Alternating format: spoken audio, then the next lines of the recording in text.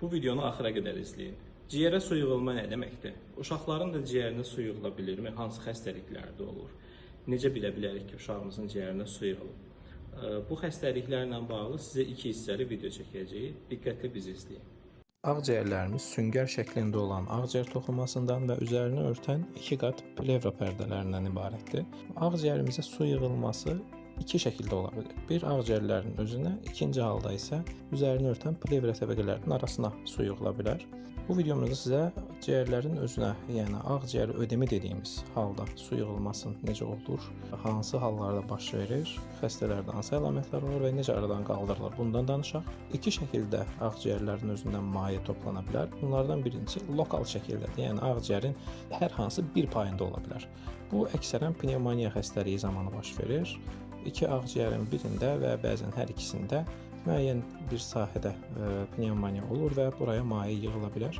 İkinci halda isə hər 2 ağciyər bütövlükdə maye ilə dola bilər.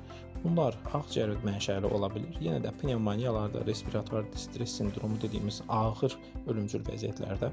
İkinci, ürək mənşəli olur. Ürək yetməzliyi zamanı ağciyərlərdə maye toplana bilir, göllənə bilir və bütün hər 2 ağciyərin hər yerinə sirayət edir. Digər səbəblər isə bəzən ağır infeksiyalarda, sepsisdə, böyrək çatışmazlığında, orqanizmdə proteinlərin azaldığı vəziyyətlərdə ola bilər. Bu xəstələrin bəs əlamətləri nələr olur? Əksərən təngnəfəs olurlar. Ən önəmli əlamətləri bunlardır. Halsızlıq, tez yorulma əlamətləri olur. Biraz ağırlaşan uşaqlarda göyərmə, süstlük dərinləşir. Qızdırma və ürək döyüntünün artması, çox ağır hallarda isə boğulma meydana çıxır.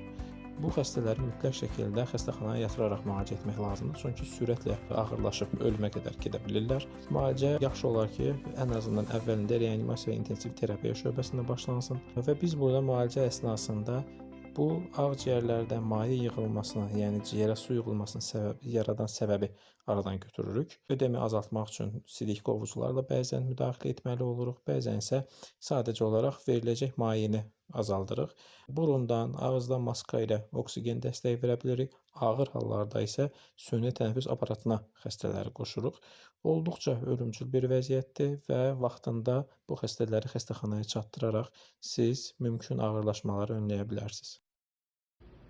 Beləliklə, uşaqlarda ciyərə su yığılmanın nə qədər ağır bir klinikal olduğunu öyrənmiş oldunuz. Əgər bu kimi hallardan öz övladınızda şübhələnsəniz, Məlhəm Beynəlxalq Hospitalının uşaq təcili yardım və uşaq reanimasiya şöbələri 24 saat ərzində açıqdır və aktiv fəaliyyətdədir. Bu kimi hallarda rahatlıqla müraciət edə bilərsiniz.